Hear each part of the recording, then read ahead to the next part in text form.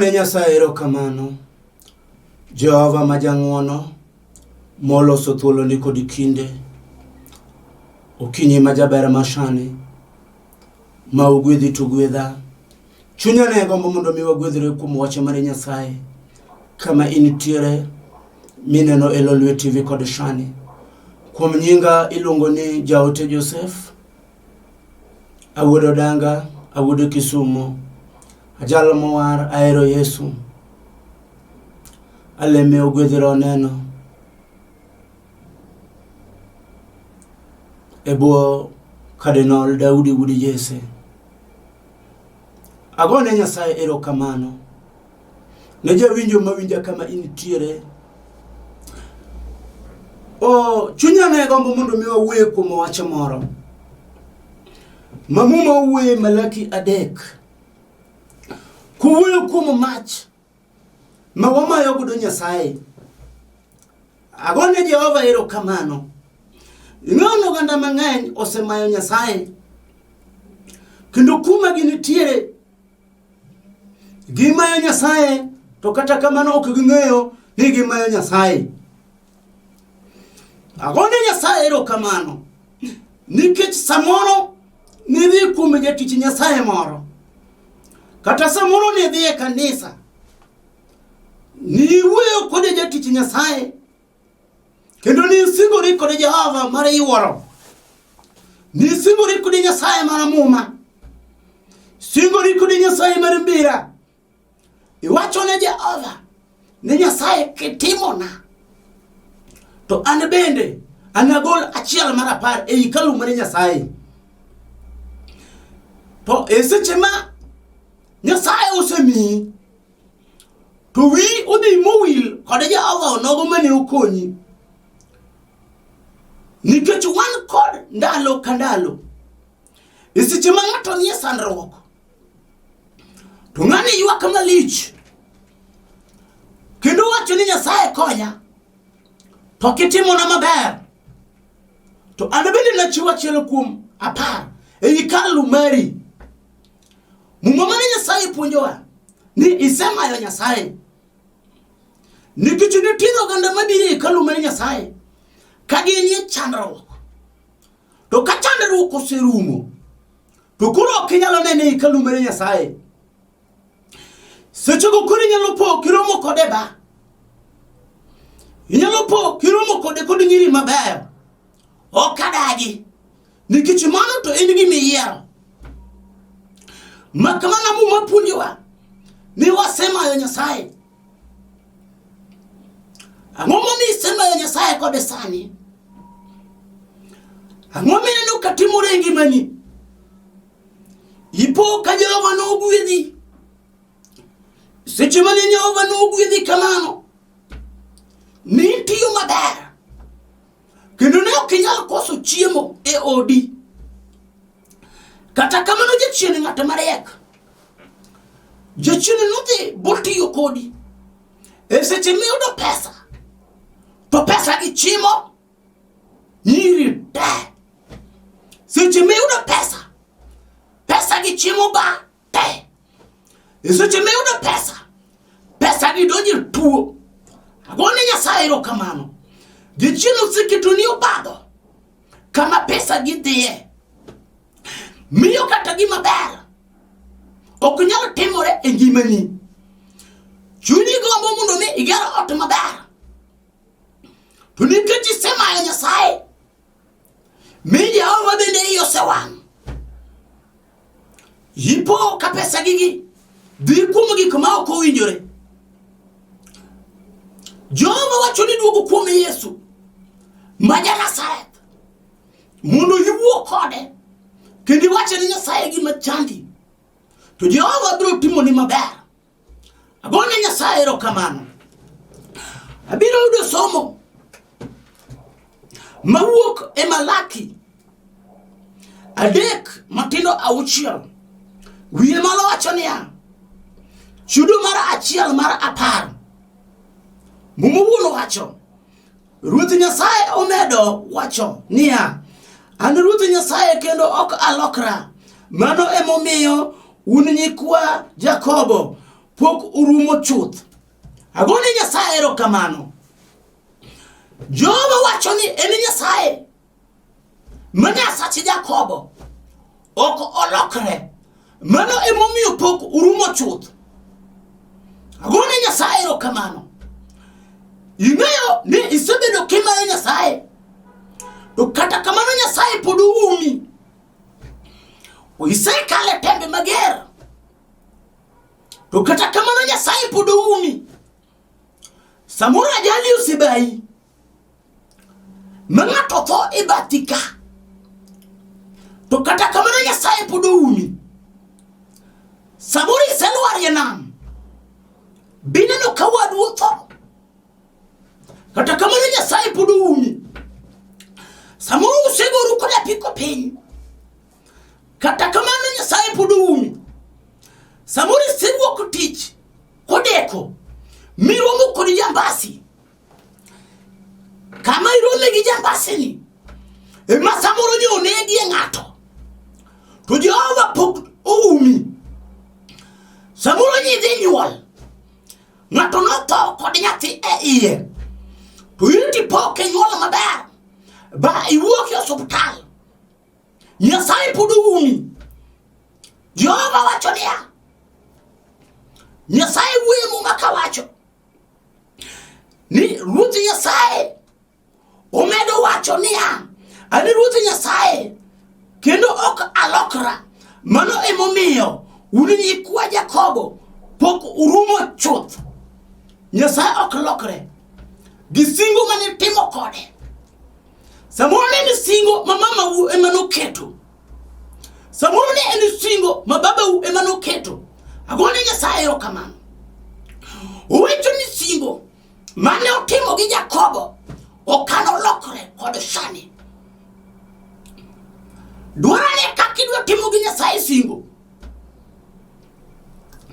Jehova wacho ni ok abi lokora. Tim kod Jehova singo kod sani. Jehova wacho ni ok abi lokora.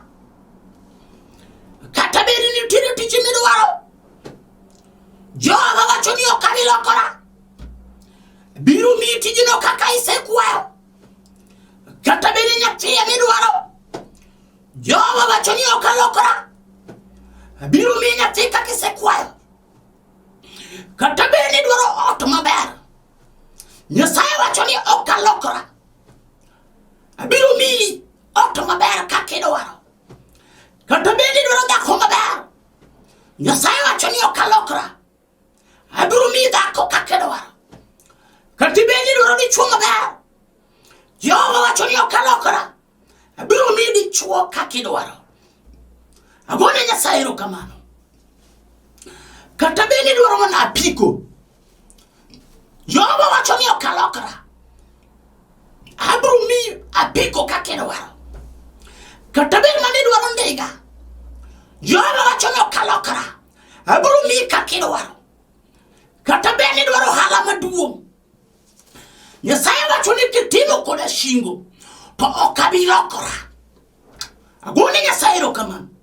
Iwinjo nade kama intie? Dhako iwinjo wacho ni nade kama intie? Isegombo bedo kod duka, Jehova wacho ni ok abi lokora. Awinjo kata komoro nitie e pauni mar mondo mi singri kod Nyasaye kuom wach moro. Jehova wacho ni ok abi lokora. Kuom gima idwaro kuom Nyasaye ok abi lokora. Kata bed mana ni idwaro tich maber, kata bed mana ni idwaro dhi e lweny, kata bed mana ni idwaro dhi e polis, Jehova wacho ni ok abi lokora. Kod sani dogo kuom Yesu meneja, biwuo kod Nyasaye, bitim kod Nyasaye singo. Jehova wacho ni ok abi lokora. Kuom gima ikwaye pok olokore nyaka chieng' mokwongo. Seche mane otimo singo kod Lazaro ne ok olokore. Kata obedo ni Lazaro nodhi e bwo liel, ang odi nukoni nyel uru kidi oko Jawa biro nyelo gi matek ubede na nyula na useketengi mani ubede ni kamani tiye emani romo kodi weche matek Jawa watu na biro nyelo Kinda biro golo kidi oko biro golo bilo manu chui godo biro golo nawe mane ikado Jawa biro golo nyaka guondo kata bede ni chunje awuyo kumu chunje kata bede chunje oramo ondike mane gi chier kare midhiambo gidwaro da komoro samuro ne en chuny mane okoda kod kue no to ka en kod marima Unyalo chier kare midhiambo umanyo da komoro mane tiene diro ode ipo kabako ni kachuore oranjo bako ni oloko pache makata wuon ngane penje mina nyango to iriyo nade we penja Jehova wachonia nitene chunyi moro mano to kajiwak ni onge kod kue ediro ode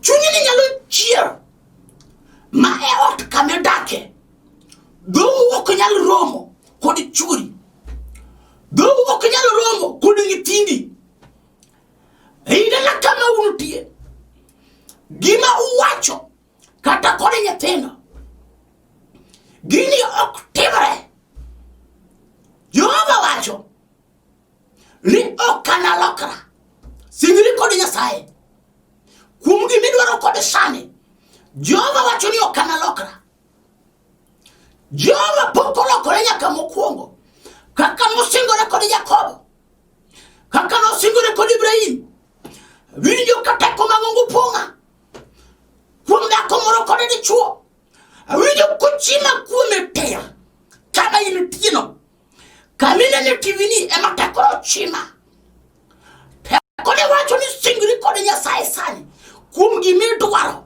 Jehova pok olokore Nyasaye dwa timoni sani pok olokore obiro timoni sani to dok timoni nyaka in bendi singri kod Jehova ni Nyasaye ana timni ang'o agone Nyasaye ro kamano mabiro timona dhako moro ubiro timona dichuo moro kod sani kare abiriyo wacho usaweyo chikena mi okurito mana kaka kwereu noweyo Mumawacho ni usaweyo chikena mi okurito mana kaka kwereu noweyo to koro ka uduogo ira to an bende abiro duogo iru kaka an bende abiro duogo iru ka apenjo unia ang'o ma onego utim mondo uduog ira agone Nyasaye erokamano Muma wacho niya usaweyo yo mana kaka kwereu noweyo Jehova wacho ni iseweyo yo nyabera kama intiere bende ino kiseweyo yo wadwa kama intiere bende ino kiseweyo yo Yidili mano yalni ino kisawayo waru komane yodo nano kawaru gni sawayo Muma punjo waka wacho niya iseweyo wangayo mana kaka kwereu ne oweyo wangayo agone Nyasaye erokamano nitiere ng'ate moro mawinjo ka chunye gwecho kama entie chunye gombo mondo duok kuom Yesu sani winjo ka pong' kod teko malach Jehova osewira mar mondo mi ayalne Yesu duogo kuom sani kama Jehova wachonia isewe yoyo mana kaka kwireu no we yoyo agone Nyasaye erokamano ne jalo moro mawinjo kama en tie ka chunye gombo mondo mi oduog kuom Yesu minaja mawinjo ko sewe yoyo Jehova ong'uon kata beni sawe wanga yore mag Nyasaye ba isepo kai pogori kod Nyasaye kai dok ir Nyasaye iwuoyo kod Jehova kiwacho niya Nyasaye ria seduogo Jehova biro weyoni nikech Nyasaye wacho niya anaweni richoni kendo analuok richoni mibed makar ka piluji nyamera ang'o misewelo ang'o miseyo ang'o miseyo warruok mana Nyasaye mar nengo mana Jehova ugoyo kuomi jachino sekwali ipo kisalie gik mamoko gik ma ok odhiyo kare isedonje gik mapogi kod Jehova agone Nyasaye erokamano ne jalo mawinja kama inutie Jehova wachona sepong' kod ng'wono iria biro kod sani biro chungo dala moro moseleo biro chungo dichuo moro moseleo biro chungo dhako moro moseleo biro chungo dichuo moro moseleo Jehova opong' kod teko malach Jehova wacho ni ndaya biro losuru yo malach Jehova wuoyo kod Johana wacho ne Johana nigo koko kiwacho niya losuru yo Jehova biro Nyasaye biro ni jalo moro mawinjo kosebaro we Nyasaye Jehova biro kod sani ubiro timoni ikanina chunyi malach ang' nalamu kod Nyasaye ang' nalamu kod Jehova sani adhi yudo somo Matinda boro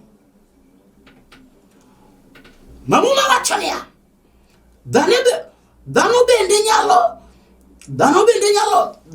nyalo mayo Nyasaye gire koso agone Nyasaye erokamano muma wacho ni dhano bende nyalo mayo Nyasaye gire koso nonri anena kama inutie ang'o misemayo Nyasaye muwe Malaki 3 Matinda boro muma wacho ni dhano bende nyalo mayo Nyasaye gire koso wasomo makadhi mbele to aduoko unia umaya adier to ka apenjo unia ere kaka umaya to aduoko unia usemaya kuom dagi mia chiwo mar 1 kuom 10 kod mag misengni kaka chik dwaro agone Nyasaye erokamano Jehova wacho niya gimomiyo imayo Nyasaye isedagi mia 1 kuom 10 kaka chik wacho seche mane Jehova nogwedhi seche mane dwaro gimoro kuom Nyasaye samoro nitiere tich mane dwaro kuom Nyasaye seche mane dwaro tich nilemo kendo nidhi e tweyo ukinyi kod otieno kiywak ne Nyasaye to ka Nyasaye osemi odi ang'o motimore bende sadak kod Nyasaye erokamano Bendi setero ne jatich Nyasaye achiel kuom 10. Muma wacho ni umaya adier, umaya Nyasaye nikech usedagi chiwo ne Nyasaye achiel mar 10. Omiyo jonabi mag Nyasaye usedak ka gichandore. Iniringo kod gari matiende dongo, ipoko kuom janabi mar Nyasaye buru. Ng'uma mono Nyasaye wacho ni imaya. Jehova wacho ni imaya adier. Jehova ne lamo ka nionge tich, Nyasaye nomiyi tich. Seche mane Nyasaye nomiyi tich, pok idok kuom kanisa mane ileme, pok idwaro jayalo moro, bichiwo achiel kuom 10. Ikone lamna godo Nyasaye kuom gima Nyasaye notimo ne ngimana. Jehova kwano ni imaye nikech isekoso chiwo e kanisa mar Jehova. Muma ebo wacho ni imaye Nyasaye. Agone Nyasaye erokamano ne jalo mawinjo kama irutie, mar mondo mi ochungi jatich Nyasaye moro, mar mondo mi ogwedhi, mar mondo mi ogwedhe kod sani. Jehova se wacho ni imaya. Koro nonri ngimani kama irutie ni ere kaka isemayo Nyasaye. Nonri ni ere kaka isemayo Nyasaye. Ni lamo Jehova kiwacho niya, Nyasaye anatadwaro ot maber. Kasto ka Jehova osemiyi, bendi sadi gone Nyasaye erokamano. Jehova omiyi ot manidwaro, to Nyasaye to pod ilamo e od lo. Ang'o momiyo pok idok lamo Nyasaye mondo ikone Jehova, koro miya mondo ager hekalu mari? Pok idok kuom Nyasaye mondo iwach ni Nyasaye, koro mondo mi ater kombe e hekalu mar Jehova. Muma wacho ni isemaye. Muma wacho samoro ne lamo Nyasaye kikone Jehova, an to koro adwaro oda. Ka Jehova osemiyi odi, ok idok go erokamano. Jehova kweno ni isemaye. Nyasaye wacho ni en Nyasaye ma kiwilo godo. Jehova nosingore gi Ibrahim ma odore chakruok 18. Okoni seche mane Ibrahim noneno jotich Nyasaye ka jotich Nyasaye ne wuotho, Ibrahim noringo matek. Seche mane Ibrahim noringo matek, nokulore nyaka e lo, bokone Nyasaye, kawuono to kike ikadha. Adwaro jalo moro ma ang'o wacho niya, Nyasaye kawuono to kike ikadha. Eka Ibrahim nokawo jotich Nyasaye kendo notero e ema. Eka noringo matek, nodhi ir Sarai chiege, bowacho ni Sarai, adwaro ni pim mogo adita, 2 mopong' mondo itere ne jotich Nyasaye. Eka noringo matek kendo nodhi e kul, nonyiso jakwadhe yier ruoth machwe mondo ilos piyo piyo. Eka noloso gigi bokawo chak mar adila, notero e nyim Nyasaye. Seche mane otero gigi nyim Nyasaye, eka jotich Nyasaye nopenjo Ibrahim, to ere Sara chiegi? Eka nowacho ni en ema ka. Eka jotich Nyasaye singore kod Ibrahim, wacho na Ibrahim ni winjo, anaduogo tariki machalo kod ma, odiochieng' machalo kod sani, ama yude kasara machiegi osema ko ichi kino no nyuri nyatima wuoi wachini no miya Sara kama elutie no nyero manena no miyo no chakenia manena no miyo no chakenia nyero machie Sara no penjore kawachonia sebiro da komoti ele kakara nyulo kendo ekaditi Nyasaye no wachonia ele sevinyi kaminyero ibiro nyulo nyathikno ne chakne Isaka gone Nyasaye ro kamano kuma ilutie adola mo kuri Jehova kore sani winjo kata kumene Nyasaye oseponga guchogi kama ilutie adola mo kuri Jehova kore sani Nyasaye marindichi Jehova maramuna Jehova mariyoro Nyasaye biro timone kore sani ashangone Jehova iro kamano Nyasaye maripulo kore pen Jehova mulia da komoro Jehova mulia di chuomoro machunye kombo mundu mi ugwedi kano chunye kombo mani mundu mi gwede kakadi gwede sana nangara gwel Jehova maripulo kore pen Nyasaye gajangona Jehova iber chut Yusevi jiri kore paka kore sani timna da komoro Mano sebaro oyo yoreni. Utemna di chuomoro. Mano sebaro oyo wati Nyasaye. Utemna di chuomoro. Mwana mane usewei. Utemna di nakomoro. Mausibidu kamai. Mara chiu achila marepa ikalu.